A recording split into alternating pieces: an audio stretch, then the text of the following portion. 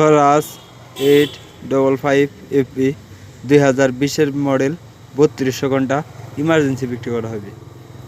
আসসালামু আলাইকুম, পুরাতন গাড়ি ক্রয় বিক্রয় আপনাদের সবাইকে স্বাগতম। আজকে আরও একটি পুরাতন ট্রাক্টরের নতুন ভিডিও নিয়ে আপনাদের মাঝে হাজির হলাম। ট্রাক্টরটি ইমার্জেন্সিভাবে বিক্রি করা হবে। লোকেশন হলো রংপুর জেলা পীরগঞ্জ থানা।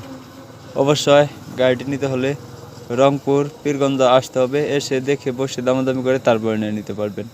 আরও গাড়ির বিষয়ে বিস্তারিত তথ্য জানতে হলে অবশ্যই স্ক্রিনে দেওয়া নাম্বারে যোগাযোগ করবেন। আমি সবগুলো ভিডিওতে স্ক্রিনে সরাসরি নাম্বার দিয়ে থাকি।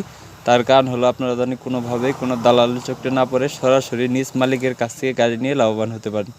গাড়িটির বড় চাকার ভিড় আছে প্রায় 85%-এর মতো, নতুনের মতোই ফুল ফ্রেশ কন্ডিশন। গাড়িতে এখন আপাতত 1 টাকারও কোনো কাজ নেই। আপনি নিয়ে সরাসরি টলিতে 12টার ইউজ করতে পারবেন। পাওয়ার স্টার্টিং গাড়ি। আজ পর্যন্ত engine, gearbox, hydraulic pump, fuel pump কোনো কিছু খোলা পড়া নেই, শুধু ক্লাচ প্লেটে কাজ করানো হয়েছে। গাড়িটি দেখতে হলে অবশ্যই রংপুর জেলা পীরগঞ্জ আসতে হবে। এসে দেখে বসে দামাদামি করে তারপর নিয়ে নিতে পারবেন। গাড়িটি শুধু ইঞ্জিনের দাম চাওয়া হচ্ছে, আমি আবার বলতেছি, শুধু ইঞ্জিনের দাম চাওয়া হচ্ছে 5,60,000 টাকা। অবশ্যই দামের অপশন আছে।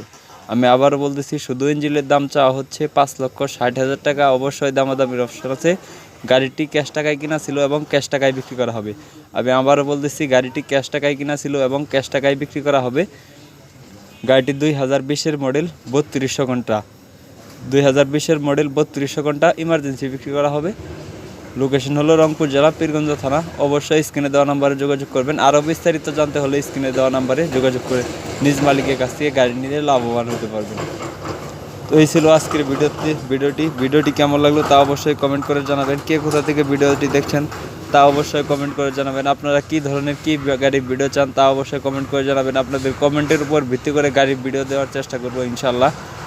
কে কোথা থেকে ভিডিও দেখছেন কমেন্ট করে জানাবেন। যারা ইউটিউবে ভিডিও দেখতেছেন আর নতুন নতুন ভিডিও পেতে ইউটিউব চ্যানেলটি সাবস্ক্রাইব করে রাখবেন। যারা ফেসবুক পেজে ভিডিও দেখতেছেন আর নতুন নতুন ভিডিও পেতে ফেসবুক পেজটি ফলো করে রাখবেন।